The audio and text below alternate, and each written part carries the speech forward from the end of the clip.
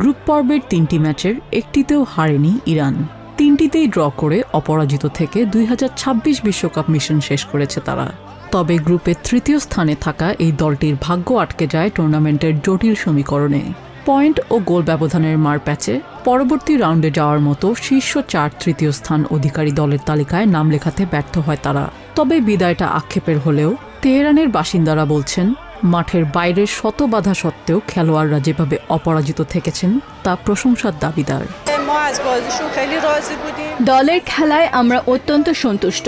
তারা যেভাবে প্রতিকূল পরিস্থিতির মধ্যে নিজেদের সেরাটা দিয়েছে এবং একটি ম্যাচেও হারেনি, তা আমাদের জন্য বড় বিষয়।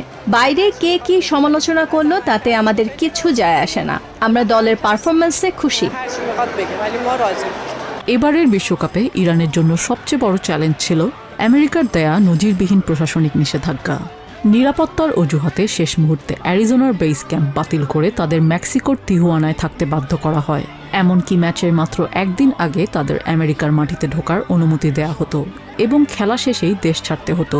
এই বৈষম্য ও যাতায়াত বিধিনিষেধের কারণে খেলোয়াড়দের প্রচুর সময় ফ্লাইটেই গেছে, যা টুর্নামেন্টের বাকি দলগুলোর ক্ষেত্রে ঘটেনি। এমন কিছু বিষয় ছিল যা আমাদের নিয়ন্ত্রণের বাইরে।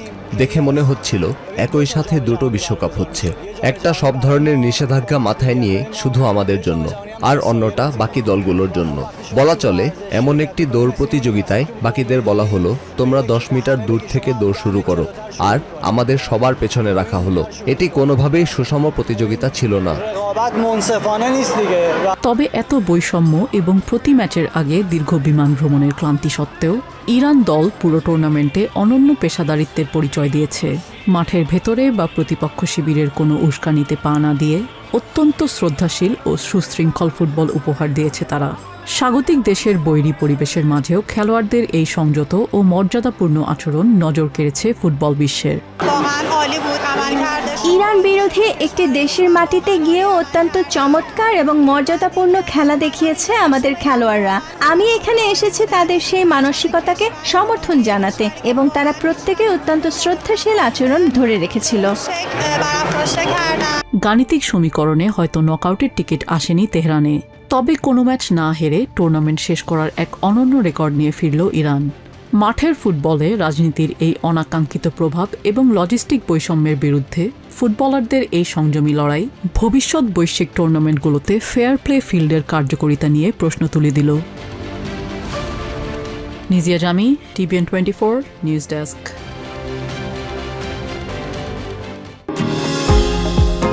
নিউ ইয়র্ক থেকে সম্প্রচারিত TVN 24 টেলিভিশন বিশ্বজুড়ে বাঙালির কণ্ঠস্বর।